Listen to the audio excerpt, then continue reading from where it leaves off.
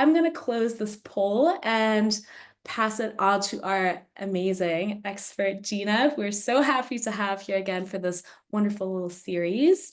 And yeah, Gina, the floor is all yours. Take it away. Thank you so much, Bo, and thank you so much, Vix, for joining us today for this dopamine hacking workshop. So we're going to unlock an ADHD aligned framework to help you hack your own dopamine and to start getting some stuff done. So traditional motivation methods often don't work for ADHD brains. So today we're going to understand how to use a different set of tools to be able to unlock that motivation and yeah, starting to get some tasks done. So why should you build a dopamine toolkit? ADHD brains can really struggle with starting and with finishing tasks, and it can be super frustrating. I know I've been very frustrated before when I've tried to do something and my brain just can't seem to get into gear. So it's been one of the hardest things for me. And so I created a toolkit that both myself and my clients from all over the world have been using. And today I'm here to share it with you. So yeah, I'm super excited to get started. Those of you who have been in a session with me before, we're talking about ways to break the ADHD burnout cycle. And it seems to be a very cyclical thing. We get into this really intense effort when we're discovering something, whether it's a new project, a new thing we're doing. We get into that delivery phase, so where we start to actually do stuff, and it's at that moment where we start to lose energy, we start to lose interest, and our productivity decreases. We then find something in ourselves to be able to deliver something, which helps us then regain that momentum. And it becomes really unsustainable to get into this cycle. So we're going to figure out, or we're going to work together today, looking at some tools to help break this burnout cycle. Again, in the session before, we talked about the PBF, which is the procrastination breaker framework. And today we're going to look at part one of that framework in a bit more detail. So the idea is that without a framework around you, you're fighting yourself to regain momentum when that motivation drops. And with a framework like the procrastination breaker framework, when you feel that your motivation is dropping, you've got something that you can tap into, like a toolkit, so then you can tap into some consistent motivation. Okay, so just a second ago, so the dopamine it is stage one in the 4-step framework. The next session will be on how to break big tasks down into smaller ones to keep that dopamine alive, to continue this process of getting things done. So understanding what dopamine is really key to hacking our motivation, especially within ADHD brains. I said at the beginning, traditional motivation methods, like, I'm sure you've heard these before, but you just need to get it done. Great, thanks very much. That's super helpful. It's not like I've tried to do that before. Serious sarcasm there. Things like, if you start early, you'll be able to finish early. You should just eat the frog, get the hardest task done first. And often these things don't work for our brains. Instead, what we can do is harness our own dopamine and our own brains to help kickstart and sustain that productivity. I think one thing that's really important to note is that humans work in ebbs and flows, and we don't need to be productive all the time. And sometimes rest is as important or more important than doing things. This session is focusing on leveraging dopamine, but please be really mindful that rest is as important as doing stuff. So what is dopamine? Dopamine is a neurotransmitter. It's a chemical messenger in the brain that plays a crucial role in motivation, reward, and also in pleasure. It's that feel-good chemical, and it's often called this because it's released when we experience something pleasurable. But how does it work? Dopamine is part of the brain's reward system, and it reinforces behaviors that feel good or help us achieve our goals. It's also released, whilst it's released during those activities, it's also released in anticipation of things, motivating us to take action. There are a few ways to get dopamine. There are some artificial sources around things like sugar, social media, video games, These these provide short-term boosts, but they can lead to dopamine crashes. So if we are utilizing things like sugar or social media for dopamine hits, in as much moderation as we can get them. And we've also got natural sources, so things like exercise, laughter, completing a task and achieving a goal. And I think understanding dopamine can help us hack that motivation and create systems around us that work with our brains rather than against them. And how does ADHD and dopamine, how do they work together? People with ADHD often have a lower baseline level of dopamine, which can make it harder to feel motivated or focused. And it can lead to challenges with starting tasks, maintaining focus, and also completing things. There are some myths around dopamine and ADHD. For example, myth number 1 is people with ADHD can't produce dopamine. This is a myth. People with ADHD do produce dopamine, but we may not process or respond in the same way due to how it's regulated and transported in the brain. Another myth is that only stimulant medication can help. This is a myth. Whilst stimulant medications are effective for many people, there are other ways of supporting yourself with dopamine strategies. So these can be things like lifestyle changes, exercise, diet, and also behavioural strategies, which can play a crucial role in managing dopamine levels. So in this ADHD aligned workshop, I'm going to show you how to tap into your own dopamine so that you can beat procrastination and get that thing done that you've been wanting to do for ages. So a little bit about me. My name is Gina Shute, or Gina, either or. I've burnt out so many times whilst running multi-million-pound programs of work, both in the UK and internationally. And on the surface, that sounds really great and everything looked great. But underneath, I had no self-confidence and no systems to support myself in doing the types of roles I was doing. Someone I worked with, and actually many people have described me as a swan. So whilst on the surface I look calm and I've really got my stuff together, underneath my legs are flapping around like nobody's business. As an example, I always have a fidget pen with me. So this is my very specific Moody pen, which I always have with me because it helps me focus my energy. So fast forward to today, I have recovered from that burnout. I also run a successful business. I run an ADHD coaching business. I travel a lot, as Bo and I was talking about a little bit at the beginning.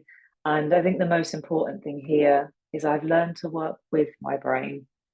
I've worked with lots of different companies, big companies, small companies, and lots of businesses and people in between. And now I'm on a mission to help ADHDers build the life they deserve through ADHD coaching and education and workshops like this one. So what you came for today, the dopamine hacking toolkit. Today I'm going to take you through a toolkit that you can dip into, and I'll also send out, or Bo will send out, an activity afterwards if you want to, where you can put this into practice for yourself. So by the end of the session today, you should have a toolkit that you can customize for what best works for you. I'm going to give you a few options that you can pull together in your own toolkit. I think one of the beautiful things about toolkits like this is you can choose what you want. You can choose something and actually it doesn't work, so then you can choose something else. Not everything works for everybody, but that's the beauty of it, because we can find things that work for us. So let's get started. So if we tap in and we talk about this dopamine toolkit, there are some essential tools for habit changes. And if you've read Atomic Habits by James Clear, he has been a massive part of my growth journey of understanding how to break really big things down into very small ones. So we'll cover that in a later session. But a lot of the stuff that I talk about and that I practice is around turning really big things into small ones so we can get things done. There are 4, and probably a lot more, but we're going to talk about 4 different types of places we can get dopamine. We've got physical activity and exercise. So this is things like walking, dancing, yoga, short bursts of activity, whether it's jumping jacks or stretching. And also listening to music I feel like that this could be in some of all of these things. One of my clients a little while ago was really struggling to write an email. They've been trying to write this email for days, for weeks, and they couldn't seem to get started. Every time they sat down to write the email, they were really struggling. So what we did is we tapped into this dopamine toolkit, and we'll talk about it in the activity in a minute. But one of the things that my client really loves is 90s techno music. So they really love 90s techno music. They also love using highlighters and drawing what they hear. So what we did is we linked those three things together. And so before they started this task, the first thing, so talking again back to that atomic habits concept, the first thing and the smallest thing that they did was to put on their favorite song, and immediately creates this connection with this dopamine toolkit that they're starting to dip into. When I start to feel that when I know I need to do something, the first thing I will do, as an example, is to put my favorite song on, and also maybe draw something and picture something before I get started. There are creative activities we can do, for example, drawing, painting, crafting, writing, musical instruments. These things don't have to be, we don't have to paint the Mona Lisa to be able to paint. The idea is that we give ourselves just enough dopamine and just enough enjoyment to be able to use that as a starting point. There is also step 4 in the procrastination breaking framework, which is around rewarding ourselves. And these things are kind of hand in hand. Then we've also got achievement, which is around completing small tasks or setting achievable goals, and they can fuel this excitement and this dopamine.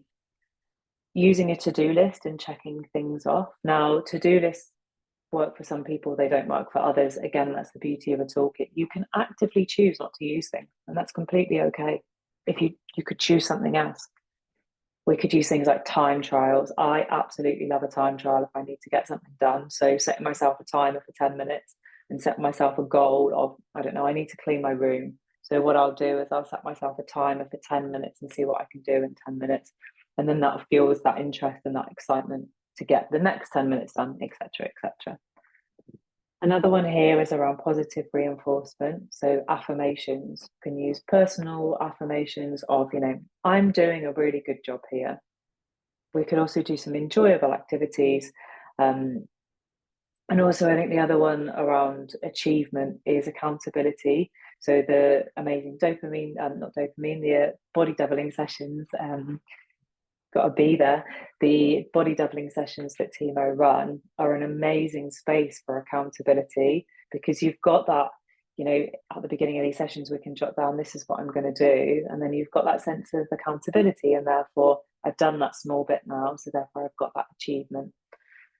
And the final one here is mindfulness. So one of the most important things that I find when I'm in a state of needing to get something done and I'm not quite sure where to start, it could be something exciting like putting on music, but one of the first things for me to do is to connect to my breath, being able to activate that parasympathetic nervous system, even if it's just a inhale, exhale for a few seconds, to say to my body, right, we're starting something new now. And again, I think we've touched on this a couple of times today, but not every tool works for everybody. And there's a real beauty in that. It gives you the opportunity to experiment and to find what best suits your needs. So let's get into an activity together to kind of put the theory that we've just spoken about into practice. So we've got a few slides here. We've got a few boxes here. So what we're going to do, I'm going to take you through these 4 sections. So number 1 is around identification of what things you can get dopamine from. For example, I'm going to put it to a specific task around mowing the lawn, which is something that I was speaking to one of my clients about the other day, and we use this specific process. So I thought I'd use something that we've used before, or that I've used before with a client, and it really worked for them. So I thought I'd take you through a similar sort of scenario. So again, music can be a real dopamine boost. So my client identified, as we were going through a journey of like, what makes you really interested? What makes you really excited about something? Music. She's got her favorite playlist. So the first thing that we did was identify where the playlist was. again, going down to breaking those things into smaller chunks. How you're going to track your progress. I think it's really important sometimes, not all the time, but to track your progress. So as a really specific tactile example, here is my habit tracker. It might not look very fancy, and it absolutely isn't. On the left-hand side here, I've got 5 different habits, and then I use this cross-hatching thing. So every day when I do a thing, I pop it in here. These hashes are because I'm on week 5 now. And for me, it's a simple piece of paper that says, I'm going to read 1 page of a book today, or I'm going to do 15 minutes of yoga. And it incorporates that idea of being able to tick things off. I've got some highlighted colours on there, and it starts to build that momentum of those small habits turning into bigger things. Things around stretching. So my client really enjoys stretching and moving their body. So we identified these are the types of things that they would want to do. And then the final thing is around going outside. We're going to mow the lawn, we need to be outside. So we then broke down the mowing the lawn. It has quite a few steps, and one of the challenges that we can find is around breaking those big things down into smaller ones. So step 1 was to check the weather. Step 2 was to get the mower out of the shed. Step 3 was to clear the grass to make sure there was no footballs or whatever in it. And then the 4th one is to get on to mowing the lawn.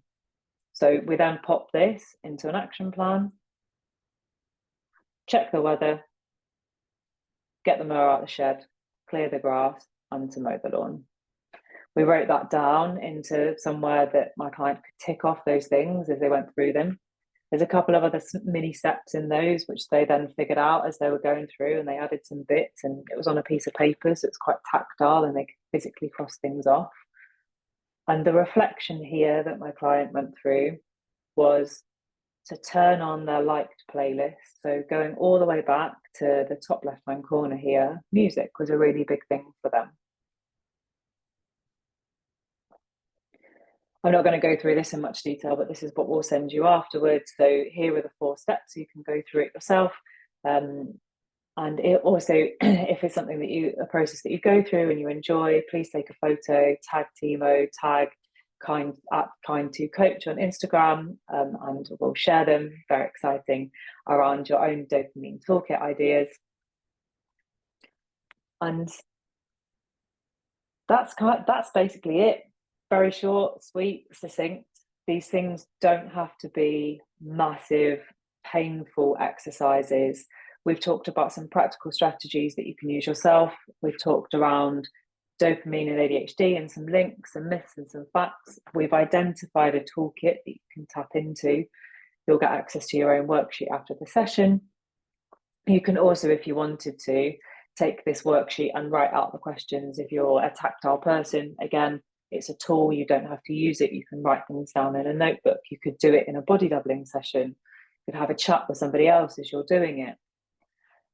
Talked about how you can put these things into practice.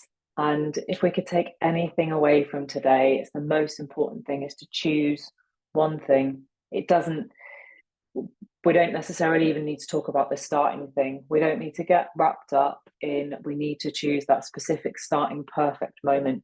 This toolkit is created to be imperfect, and the reason for the imperfectness, if that's a word, the imperfectness of this toolkit is it allows you to experiment and identify what works for you. A couple of practical tips. So one around personalizing your reward system, so identifying what works for you. Again, writing some of that stuff down, get creative with highlighted pictures, whatever works for you. Timings and deadlines, so you can create some urgency to boost that dopamine using timers on your phone, for example. And then finally, around movement and physical activity, around really connecting into your body, some short breaks or exercises before we actually get into a task. Because sometimes we need space away from the computer. Thank you very much for sharing your lunch breaks or your break in work today, or outside of work, wherever you are. Thank you so much for sharing this time with me and also with Tiimo. There is a real key about moving away from the computer. We don't always need to sit here. We can move, we can shut the lid of the laptop, we can stop. And that can also be the first step before we then come back in and start start the thing that we want to do. That's what we've got. Thank you so much again for joining us today. Does anybody have any questions? And if anyone has any task that maybe they would like to break down together, you can also maybe put that into the chat and we can play off that as well. But I have a couple of questions. If anyone wants to come up with a chat with, oh my gosh, English is hard today. With a task, you're welcome to put that in the chat as well. But a couple of questions. So it's hard for me to find the balance between breaking bigger tasks into smaller bits to get a sense of achievement and chopping it up in too many bits so the list feels overwhelming. Do you have any advice to find that balance? Yeah, I think talking back to the imperfectness, I don't even know if that's a word, the scrappiness of trying different things. So sometimes, you know, the story of is it Goldilocks and the Three Bears, where she eats all of those different types of porridge. One is too hot, one is too salty, one is too cold, and then one is just right. So maybe moving away from that perfectness, it has to be a perfect to-do list it has to be broken down into these very specific steps that, you know, are the best steps in the world, to relinquish some of that perfectionism and see what happens, to be a bit playful with the to-do list. If one thing doesn't work, looking at it more of an experiment and let's try the next thing. Yes, I love that. And then there's a question I relate with so much. Do you have any advice for what to do when the tool you choose becomes a distraction? I often knit to give myself some dopamine, but then I find it hard to stop. Yeah, absolutely. Really great question. I guess time trialing and that kind of stuff can be used in the inverse as well. So making it, I guess it's the reward or the dopamine starting thing. And it sounds like you're really mindful of these things, which is wonderful. And to be mindful of when we're using them. Again, in this Atomic Habits book, which is amazing, there is a thing on the Tokyo metro system where they have this thing where it's called pointing and talking or something like that. So every time a train moves in and out of the metro system, the driver and the person on the platform, they will point at things and then they will say it out loud when they're doing a thing. So they'll say doors are closed. They'll point at the door and then they'll say the doors are closed. And to be able to say these things out loud when we put it out into the universe, I mean, that's a safety thing. This is more, we can use that for other things, you know, as a tool in our own toolkit for saying things out loud to, I don't know, I'm going to pick up my phone and I'm going to use it for 5 minutes. Putting these things out into the world to kind of hold us a little bit account for things, but hold ourselves accountable. Yes. There's a question in the chat. The slides will be sent to you. You'll also get the worksheet and you'll also get a recording. So no need to like type a lot of notes or anything if you want to focus. Yeah, it'll all be in your inbox tomorrow. And then let's see here. There's a comment in the chat. Oh yeah, wow, hi. Can actually see your face. There's a comment in the chat around like, you know, a long job search and how do you make it feel like you're still having an impact when it feels like the small pieces like don't feel like you're actually like getting further with them? How do you still feel accomplished, I guess? I hope I summarized that right. Yeah, if I don't answer this question correctly, feel free to ask me again in a different way. But my understanding is when you've got a really big thing to do, so however big, small, like a job search, how do you connect the smaller pieces to the bigger bit? So there's some sense of vision, but also some sense of small accomplishment. Is that right? Yeah, I think so. Okay, cool. I'm going to go back to this Atomic Habits thing and I'm going to tell a bit of a story. So I've been learning Serbian for the last year and maybe last 3 years, but the last year in real earnest. And one of the things that I'm doing to perfect my speaking ability of a brand new language is to read one page of Atomic Habits every day in Serbian. I'm not doing it to read perfectly. What I'm doing is I'm using it as a way of me saying it out loud. I've read up 60 odd pages, and I'm making it the reason I'm telling you this is because I'm making it really visual here. So my habit is 1 page. I can see these crossed out things.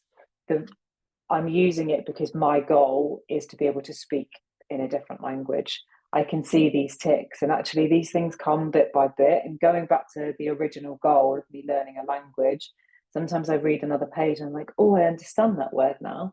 That's exciting. Our brains like to be able to see patterns, and they like to be able to see connections between things. So using the tools around us. So if you're looking for a job, I don't know, things, using your own version of metrics, speaking to different people in a community of the types of jobs you're looking for, maybe getting some feedback on the questions you've been asked or something like that. Make these searches. I feel like I'm waffling. I will wrap it up in a second. Make these things as personal to you as possible. Okay, I struggle to find the audio button every single time. And then how do you move past the feeling of shame, uh, of feeling like you need to break down what others might think of as a simple task? Really good question. And the start of shedding shame, I think, is to be really kind to ourselves, of giving ourselves a hug and acknowledging that us, I'm going to put it in air quotes, a simple task to one person is not a simple task to another person. One of the things that I see quite a lot in the ADHD community is where we talk about washing, we're washing clothes. The reason I'm okay at washing is because I put about 1 million notifications in my phone. If I didn't have a notification in my phone, I'd forget it. It would be in the washing machine until I go, oh, I need something. Oh, it's still in there. I need to wash it again. It's using things that work for me, but the starting point here is acknowledging it's not a simple task to me. It's not, and that's okay. It's okay to be kind to myself in that moment, because I'm finding it challenging to just do the washing. But to me, it takes a lot of spoons. It takes a lot of energy, because I have to remember that I need to.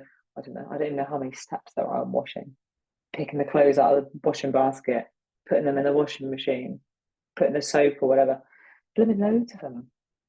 And it's, some things are harder for other people. And also that I think the positive side of that is there will be some things that you find really simple that other people do find really challenging. And the gratitude that we can show ourselves around the things that we do find really simple, and that kindness to ourselves, that everybody is different. Everybody finds some things challenging. Everybody finds some things easier, and that's okay. I love that. Yeah. And then working from home on my own can feel really challenging. There isn't always an immediate solution of going and working with someone else, but I miss the feeling of connection. Any thoughts on how I can bring that dopamine hit in to help me progress? Oh, really good question, and I really resonate with that. So I work at home quite a lot, and I'm on my own quite a lot in the house. So finding tools within the space that you're in. So whether or not that's using the body doubling sessions that Tiimo have, whether it's having a chat with somebody, whether it's a friend, using the online world to connect. Maybe it's actually the connection with ourselves, of turning the laptop off and going outside, whether it's turning the laptop off and going it, not necessarily physically off. I don't know the last time I turned this thing off, but shutting it and getting away from it. And probably need to restart my computer at some point. But getting away from it, sometimes we have this idea that we need to find a resolution immediately, and actually sometimes taking a step away from the challenge that we're facing can help us think about a solution in a completely different light. Yes. And then do you have any task switching tips? Task switching tips. Oh, I task switch a lot. I get shine, something's really shiny. So I have a to-do list, which wouldn't make sense to anybody. I write things down. I have a square piece of paper here, and I also have to color coordinate it. just so I know whether I've done it or not, and I scribble things out. So that's something that works for me. Another thing is to use time trials. So I guess making something obvious that I need to make a change, and also creating a space in between doing thing A and B. So there's a cognizant shift between tasks, and that doesn't have to be hours between the two things. It's a shift in energy of, I'm stopping this thing now. So for example, after this call, again, thank you so much for joining us today. After this call, I'm going to go and make a cup of tea. I'm going to actively do something else before I start the next thing for today. So then my brain's thinking, okay, we've finished what thing A now, and then we're going to do thing B. The more about cognitive, I can't think of the word, conscious, about bringing these things into more of our conscious frame of mind, as opposed to our automatic, I'm just going to get on with this thing now. I need to do something else. I need to do something else. I need to do something else. Breathe, take a breath, and stop the one thing to move in the transition into the next thing. I also think, for me at least, visual timers really help me with that, because it shows me like actually the amount of time, because I can get lost in something and then just like literally forget that I exist as a human person with needs. So that's always really helped me. And then for those of y'all who have asked about body doubling, I think honestly that's helped me really as well, because there's, at least in the sessions that we host, there's a facilitator who like really guides you through a Pomodoro like flow of work. So you have 25 minutes or 35 minutes of work, and then a break that like you see other people take as well. So you feel more encouraged to kind of like take care of your needs. And someone was asking to, you do not have to share a video. You don't even have to engage in the chat or anything. You can literally just like be there, and just watching other people like do their stuff and share what they're doing at least has helped me a whole lot, even as a not super social person. I really like those spaces. Yeah. And then here is another comment question. Let's see. I have a big writing project that has many different sections. I break it down into sections, but each section then overall has to coordinate with the overall theme of the paper. So I've ended up writing each paragraph over and over again. How do you stop getting stuck in that like cycle, the loop, the never-ending loop? Yeah, there's some really good tools around when people write books and they have an overall theme, and you could draw it on a piece of paper. So you have an overall theme at the top. I'm going to do a bit of an art attack thing here, before I show you my piece of paper.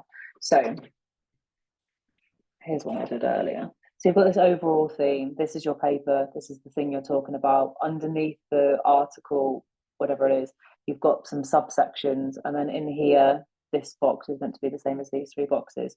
You've got the smaller thing. So the smaller thing, I'm guessing, is like the paragraph. The paragraph relates to the box. The box relates to the big rectangle.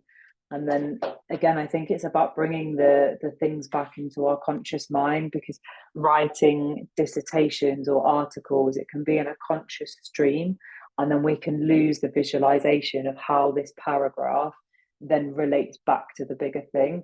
And having visual cues, whether it's with a post-it note, or I don't know, you can tag things, you can hashtag things in these big papers nowadays, using these types of small tools to be able to then bring you back to, oh, okay, this thing relates to this thing. This is how it links back into the bigger challenge, whatever you're doing. And then a follow-up to our last question. What do you do in that in-between time so you don't get sucked into another random task that was not on your to-do list?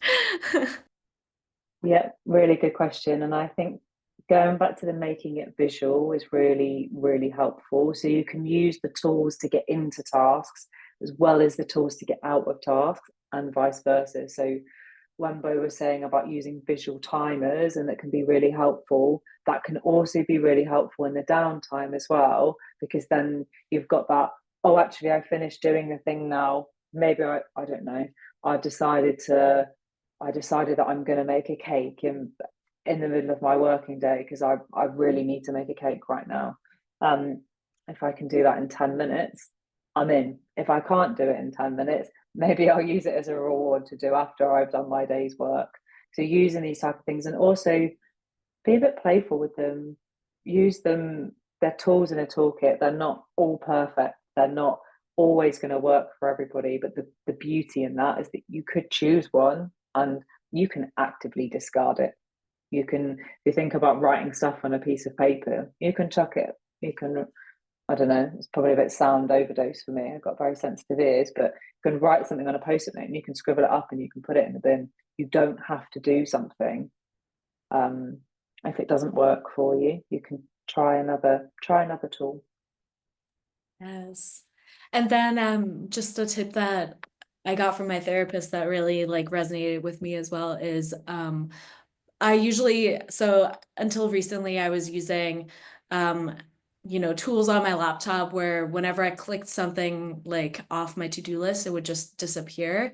But instead now I have it in a way where I can actually like see my progress and like really reflect on the things that I did get done that day. Because if you actually think about what you get done in a day, you get like even the things like eating food, like that's a thing that you got done. And it's really nice to just look back and be like, oh, actually, I did do a lot today, especially on days where you feel like you didn't do anything. It's a really, really nice practice to just not have it like float away into the ether and you are likely to forget it that way, to just like reflect. Yeah. Then there's a question here about someone who's both autistic and an ADHD'er, and asked if the dopamine system is any different for ADHD'ers than for ADHD'ers.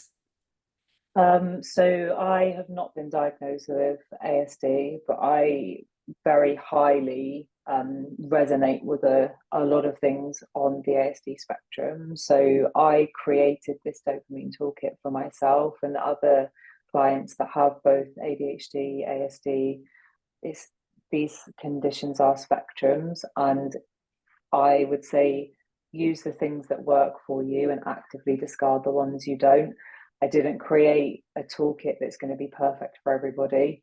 I created something that can be actively thrown away, which I think there's some real beauty in that. Yeah, exactly. It's like all our brains kind of work differently. So it's about trial and error.